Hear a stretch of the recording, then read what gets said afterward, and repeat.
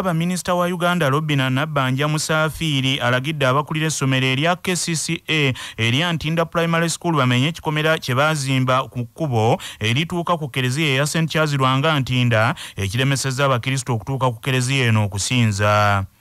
Akabanga kayise nga abakulira Kereziya eno battunka n'abakulira essomero lino olw'okuziba ekkubo erituuka ku Kereziya eno. Medadi Lubega Segona kali amaggwa omubaka mu Palamenti ya Uganda owa Busiro East ategeezezza Palamenti nti ekikomera kino kiremesezza abakristu okweyagalira mu ddembe lyabwe eribaweebwa ssemateeka okusinza Omukama.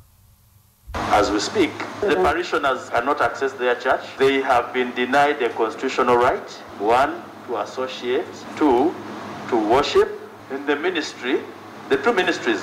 And the problem has been exacerbated by both the ministry responsible for Kampala and 2, the ministry for land, failing to resolve this, but instead pouring more fuel into the fire. May we have an explanation from those two ministers, or one of them.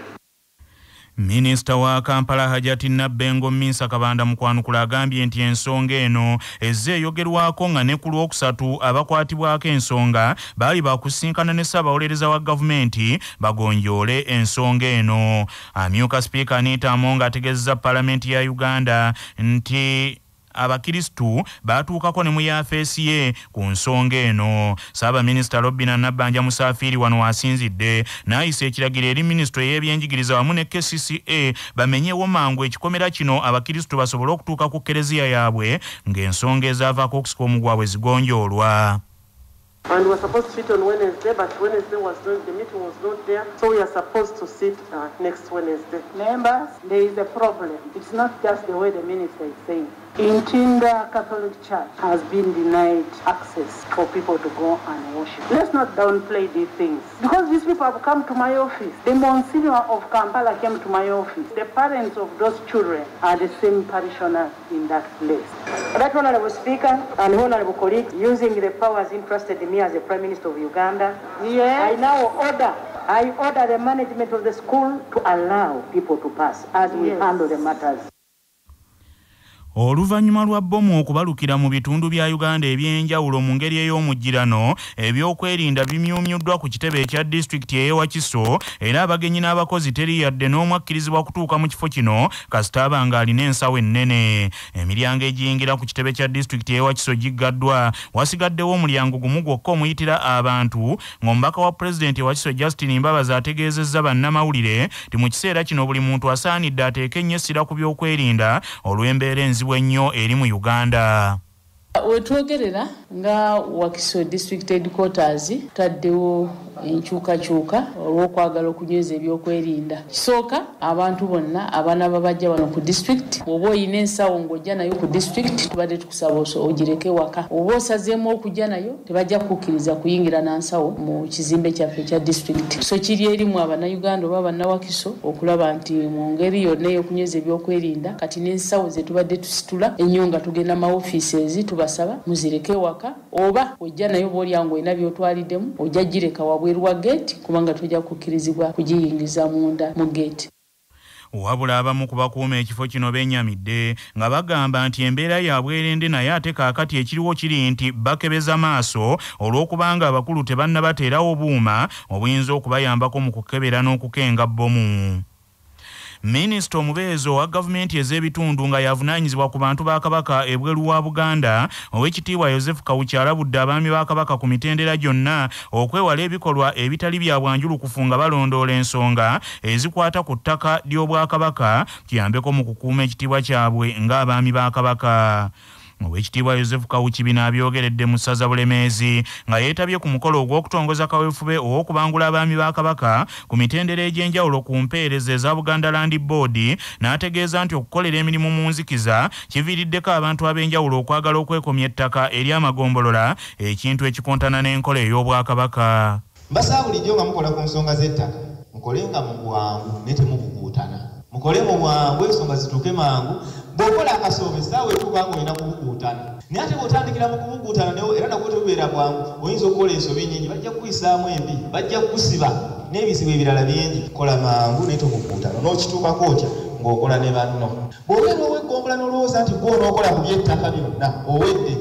ojja kulwawo okukola ono gyojja kukukuutana kwali bwakugamba wegongola omutuufu asaawo ekitongole ky'ebyettaka ng'ebitongole ebirala byonna 17 ebiri ku ggongolola ne kibaako n'abantu okuviira ddala ku byalo ne ku miruka abatula ku lukiiko lw'ebitongole ne batuusa amawulire mu bwangu gakaakatandika ne n'asobola okutuusa amangu ensonga.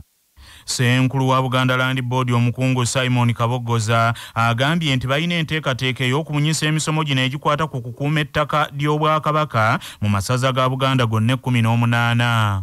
Nsaba ffenna abaami ba Ssaabasajja Kabaka n'abaweereza ba Buganda Land Board kangaawo ensonga ezimu azoogeddeko tumanye nti ffenna gwe tuweereza ali omu era gwe tuweereza ye Ssaabasajja Kabaka wa Buganda. Ekyo bwe tukikwata bingi bijja kutwanguyira. Ekyo bwe tukikwata tujja kumanya nti bwe ndaba omuweereza wa Kabaka ono omukulu Bashiru Kizito obuvunaanyizibwa bwakola bwa Bwakabaka era nange ng'omwami wa Kabaka kyenkola kya Bwakabaka era tuwaaba era tuloopa mu ofiisi y'emu. Naye bwe tutaakwata ekyo buli muntu n'akwata ekkubo lirye tujja kutomereganira mu kkubo. Omwami wa Kabaka owessaza Bulemeezi Kangaawo Omulangira Ronald Mulondo asabye kaweefube ow'okupunta ettaka ly'Obwakabaka ayongerwemu amaanyi ettaka lino limanyibwe wonna we liyita okutangira bannakigwanyiza okulyekomya. Mu mawulire ag'ebyemizannyo liigi y'ababinywerera ya Uganda Premier League egenda kuddamu okuzannyibwa olunaku olwaleero n'emipiira 5 oluvannyuma lw'okuwummulamu okusobozesa ttiimu ya Uganda Cranes okwetaba mu mpaka eza World Cup Qualifiers. KCCA egenda kutunka ne UPDF mu kisaawe Lugogo. Wakiso Giants egenda kuzuuzumba ne Tolo United mu kisaawe ekya Kabaka ky'Abaggwe Wakiso, ate Mbalala City egenda kutunka ne Vipers mu kisaawe Kacheeka. Gaddafi egenda kuzanya na Lwahirwe Jinja, ate Busoga United ezuuzumbe ne Bright Stars Enjeru. Liigi yagenda okuwummulamu nga KCCA egikulembedde n'obonero 13, Vipers yakubiri n'obonero 10, naye nga KCCA gisinzaako omupiira gumu, ate nga poliisi yeekobedde nga tennaba kubojjayo yadde akabonero akamu bwe kati. Amawulire okuva ebweru w'eggwanga nga gakutuusibwako Heritage Family Center ku Heritage Plaza Nansana abateekateeka abagenda okuyingira obufumbo. Essimu noti 7 noti 2 699 337.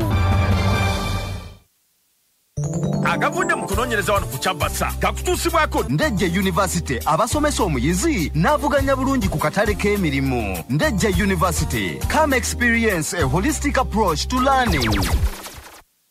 Okunoonyereza okwakolebwa gye buvuddeko kwalaga nti South Africa y'ensi ekiri endala zonna mu ssemazinga wa Africa okuvaamu Flaspa okolwamu giraasi ng'evaamu metric tani eza Flaspa 15,000 buli mwaka. Morocco yakubiri ne metric tani eza Flaspa 7,000, Namibia yakusatu ne metric tani eza Flaspa 6,500, so nga Kenya yakuna ne metric tani eza Flaspa 2,000 buli mwaka mu kunoonyereza kuno okwanuddwa ku mukutu ogwa Nation Master.